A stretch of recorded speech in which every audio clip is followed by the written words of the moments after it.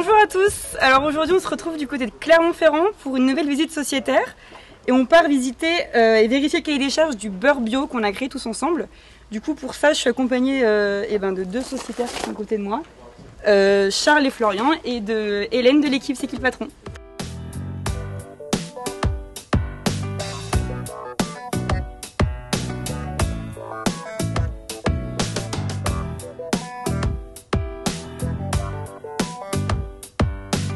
Vous êtes au GEC La Maison Vieille. C'est une structure qu'on a créée avec ma mère quand je me suis installé au 1er mai 2019. On est sur une ferme laitière, on est en bio.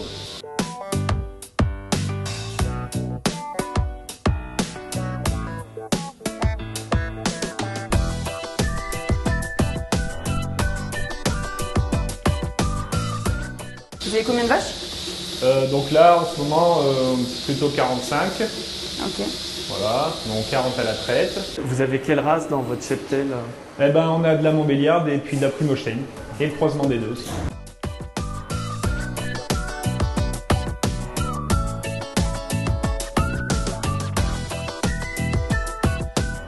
Je demandais depuis quand les vaches sont au pré et jusqu'à quand elles vont y être en fait. Elles sont au pré depuis fin mars, je crois autour du 20-25 à peu près. Jusqu'à quand? Maintenant, puisqu'on a un accès directement au bâtiment, elles pourront y sortir tous les jours. Elles sortiront beaucoup moins qu'en période estivale puisqu'il n'y aura pas à manger dehors. Mais elles auront quand même leur temps de parcours. Et niveau alimentation, elles ont pas du tout autre chose que de l'herbe ou du fourrage? Donc elles ont l'herbe qu'on récolte, qu'on a produit. Elles ont du maïs en complément qu'on achète du coup, puisqu'on ne produit pas. Mais donc c'est de la farine quoi. Ou comme des cornflakes quoi. Et du tourteau de soja. D'accord. Et qui vient d'où? Principalement d'Italie, parce qu'en France on n'est pas trop tourné sur la production de soja.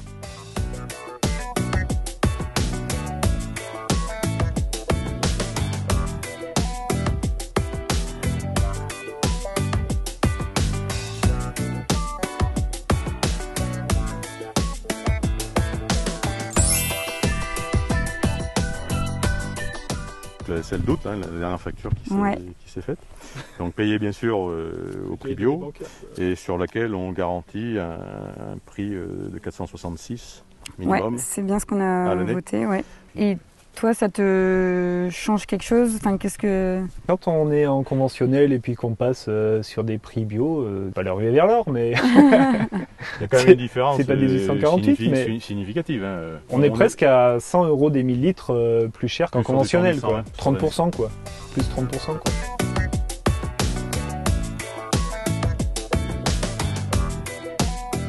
Au niveau investissement, est-ce que du coup ça permet aussi les investissements. Mais d'une façon globale, il n'y aurait pas eu ce dispositif. J'aurais plus hésité à investir, à m'installer carrément. Oui, d'accord. Après, voilà, de dire vraiment, ça nous a permis, cette manne financière nous a permis de faire ci, ça, de façon isolée. Non, c'est un tout, et d'être plus serein, dormir la nuit, déjà, de rien. On dort mieux quand on a un peu de sous sur le compte que quand on a découvert, quoi, d'une façon générale. C'est pas vrai que pour les agriculteurs, c'est vrai pour tout le monde. Donc,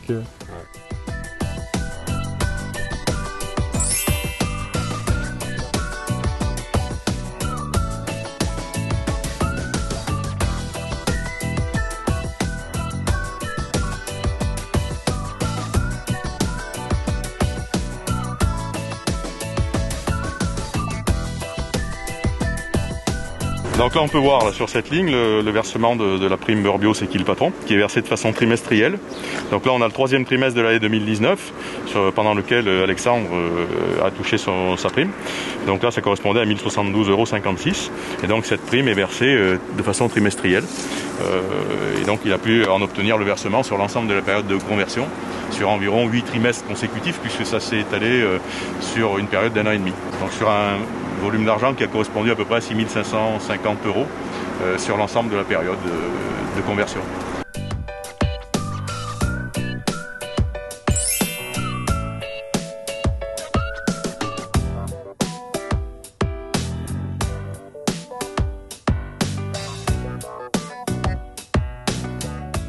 Et du coup, est-ce que cette aide à la conversion, finalement, ça vous a aidé à... L'aide de C'est qui le patron? Bah, ouais. Non, mais enfin, c'est vrai que chez Sodial, il y a un dispositif quand même qui est assez séduisant pour passer en bio, parce qu'on a 18 mois quand même de conversion qui sont un peu compliqués. On est censé produire bio et on n'a pas la rémunération en face. Bon, bah, bio, d'entrée de jeu, ils nous disent on joue le jeu et on met quand même 30 € des millilitres. Et puis derrière, bah, avec des dispositifs comme l'aide de C'est qui le patron, pour nous, on était directement payé en bio. Qu'est-ce qui changeait du coup? C'est l'alimentation qui doit être bio? Voilà, juste la certification pratiquement. Oui. Si avant on utilisait un petit peu d'engrais sur les prés quand même. Ouais. Le pas n'était pas compliqué à faire. Bah voilà, il y avait que ça. Acheter de la farine qui était bio du coup. Donc c'est du maïs. Avant on était sur du maïs et du colza, mais qui n'était pas bio. Là on achète du maïs bio ce coup-ci et puis du soja bio. L'agriculture biologique, ça m'a quand même permis de m'installer, d'investir dans ce bâtiment neuf là. Et puis d'être un peu plus serein quand même sur l'avenir.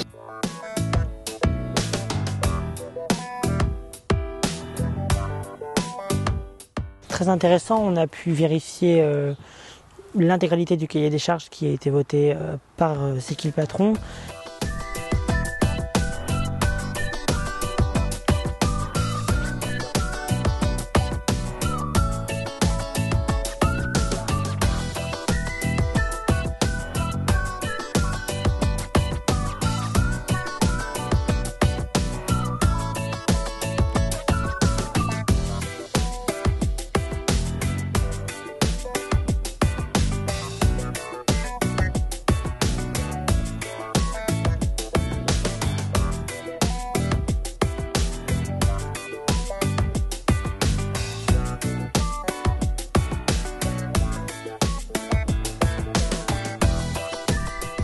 On a dit du beurre pasteurisé, mais du beurre pasteurisé frais.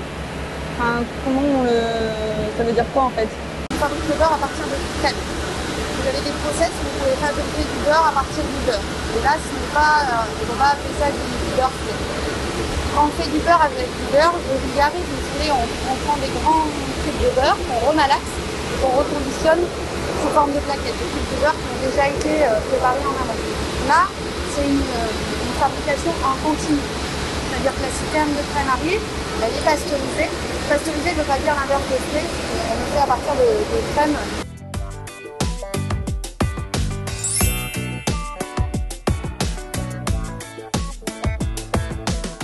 Donc là, à travers le hublot, vous pourrez voir l'espèce de grain de beurre. Donc c'est ici qu'est injectée la crème. Et c'est la première étape, donc juste après le batteur, on commence à former le grain de beurre. Ensuite, par des actions mécaniques et par les malaxeurs, on sort le beurre en forme de filament.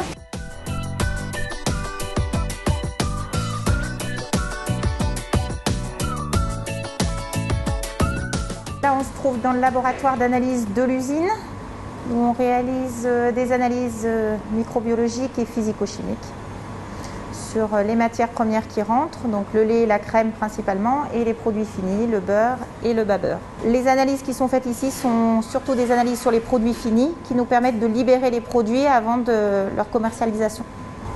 C'est ici du coup qu'on vérifie les points qu'on a votés de coloration. Enfin, c'est ici que vous regardez que c'est bien conforme. Oui. Qu'il n'y a bien rien finalement. Exactement. Alors comment ça se passe en fait? Le fait qu'il n'y ait rien en fait va plutôt être validé par la traçabilité de la fabrication. Ici on ne va pas forcément faire d'analyse de coloration physico-chimique, mais plus après par un aspect visuel. Et ce qu'il faut avoir en tête, c'est que la fabrication de beurre va dépendre de la saison. Donc en fonction de la saison, la couleur du beurre et sa consistance sera différente. Donc en hiver, on a un beurre qui est plus dur, plus friable. En été, on a un beurre qui est un peu plus tendre et qui est plus jaune. Et c'est dû à l'alimentation des... Voilà, exclusivement. Donc en fonction de l'alimentation des vaches et de la quantité d'herbe principalement qu'elle va consommer, on va avoir plus ou moins de bêta-carotène notamment et un profil d'acide gras qui va être différent, donc une tendreté qui va être différente.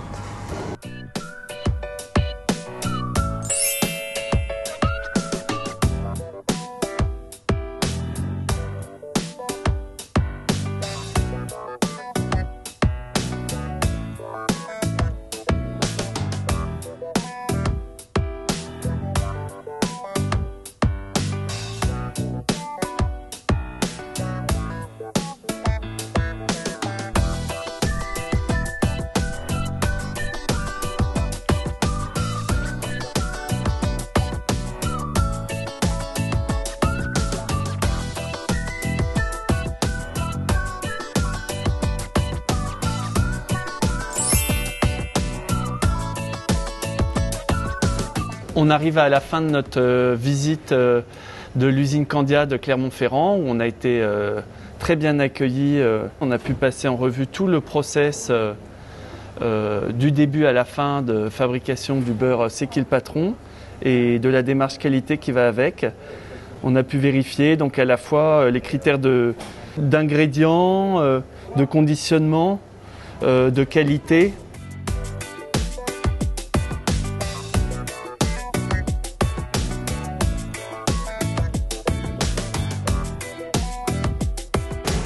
Vous voulez comment le beurre alors?